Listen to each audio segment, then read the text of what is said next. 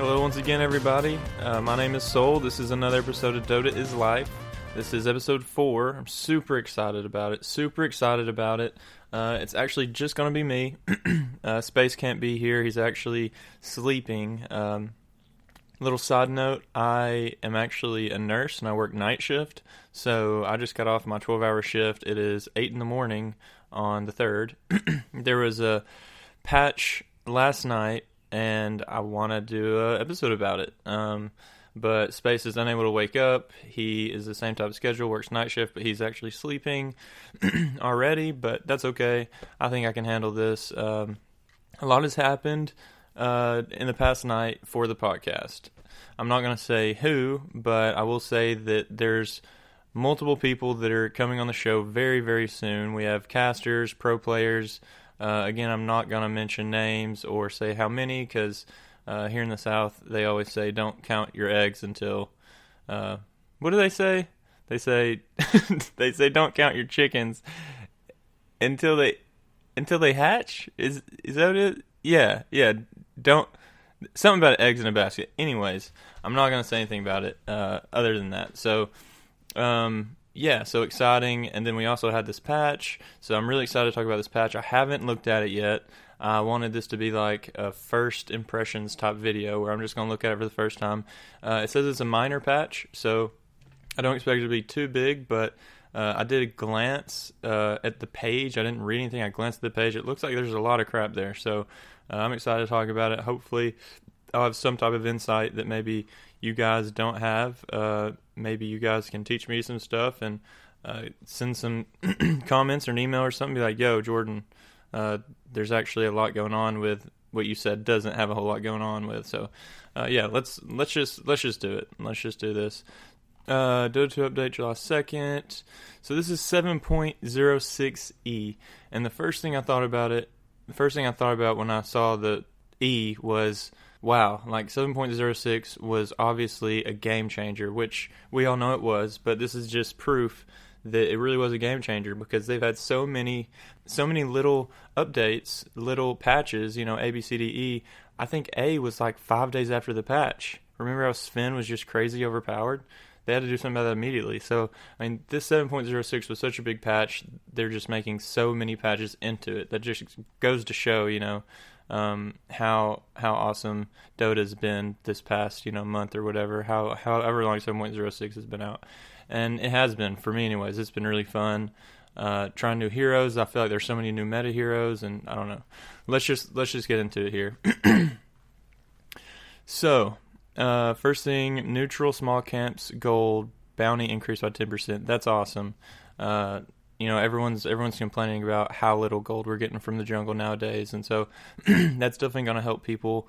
Like me, sometimes I'll jungle, not often, but I feel like that'll definitely help a lot of junglers killing those small camps, especially whenever, a lot of people will sit right by the camp, kill it as soon as it spawns at 30 seconds. They go and they start killing it, and they stack it if they haven't killed it by, minute 1, or they just kill it at minute 1 too. So, I mean, that's going to be a pretty big early game for a lot of jungle, a lot of jungle heroes, which a lot of people don't really like people that jungle, but I think it's okay as long as they benefit to the team, like add a benefit and will gank like immediately. Like if you're a Bloodseeker and you get level 6 and you don't go rupture somebody and you're jungling, I hate you.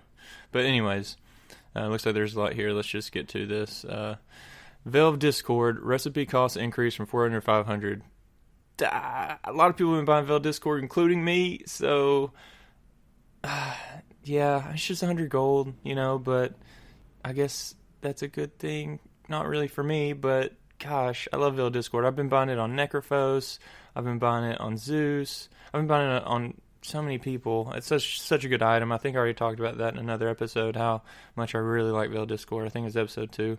But so that's increased. We have Bloodthorn critical strike damage reduced from 1.45 times to 1.4.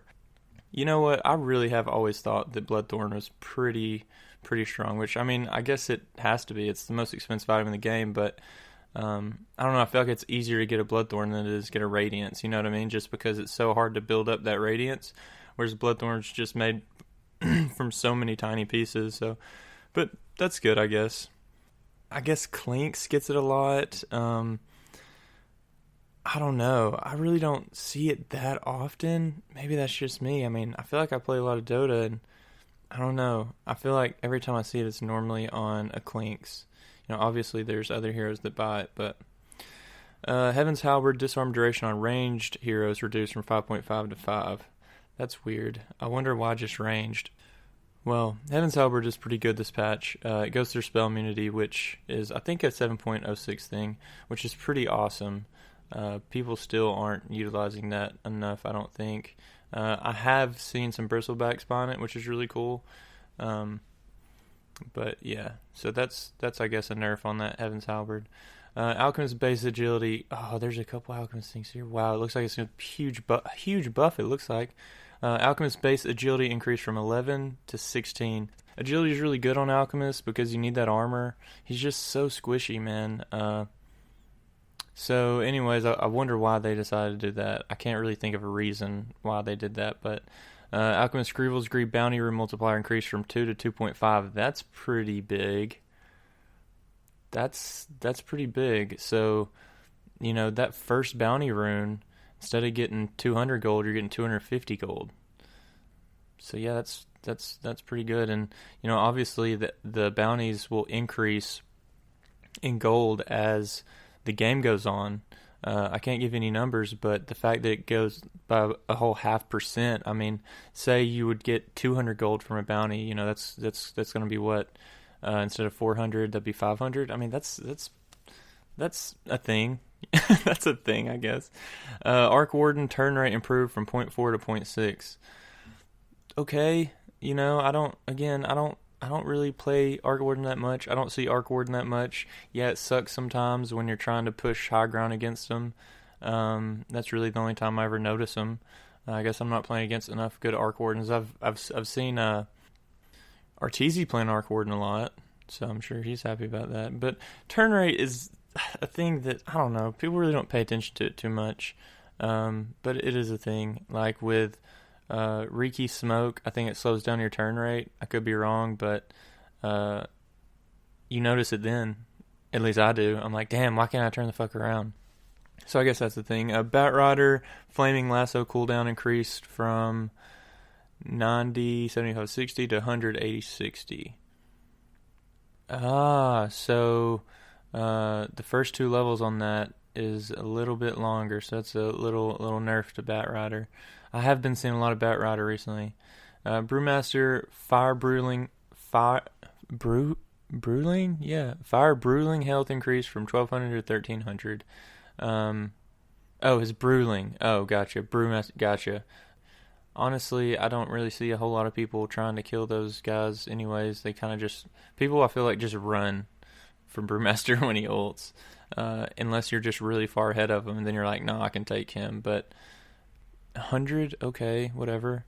Level 10 talent change from plus 30 attack speed to plus 30 damage. I wonder if that's a thing. I wonder if that's something you might get now. Let me look. Brewmaster. Okay, level 10, so it went from plus 30 attack speed to plus 30 damage or plus 3 mana regen. That's interesting. I don't play Brewmaster much, but because his Drunken Brawler is a percentage crit, having damage is like that's very helpful. So his Drunken Brawler is 230%. So just increasing by 30 damage, just that by itself, if you crit, that's what's 200% of 30, 60, and then another 30% on top of that, 60. So almost, I don't know, I'm not that great at math, maybe 70 damage or something just by critting, just from that. So that's pretty good, I think. Again, I don't play Brewmaster much, but that sounds pretty good. Let's see. His 25 talent changed from 120 damage to 140 attack speed. Okay, I see what you're doing there. Ice Frog. Let's see if that matters. What's his other thing? Oh my gosh. I feel like I can't navigate anything right now. There he is. Okay, so he has plus 2,000 health to primal split units or plus 140 attack speed. Man. I don't know about all that. Plus 2,000 health sounds pretty awesome because that's always been the issue, I thought, with Brewmaster and why it hasn't really been that viable is because those Brewlings, later on in the game, you can just kill them. So I feel like that's something you have to get, right? 140 attack speed sounds pretty enticing, but I mean, if it's a late game, if it's a long game, I feel like you have to go for that plus 200, that plus 2,000 health. But maybe if you just snowball and you're ending the game quick and somehow you get level, I don't know, man. Again, I'm not a Brewmaster player, but I just don't see how you could not get that plus 2,000 health. Okay, let's go back. Okay. Brewmaster, level 20 talent from... Broodmother, level 20 talent from plus 12 spiders attack damage to plus 14. Okay, that's cool. It's just a straight up buff. Broodmother's such a iffy hero, man. It's just really hard to pick Broodmother in high skill games, I feel like, just because... they're gonna sentry you, they're gonna dust you.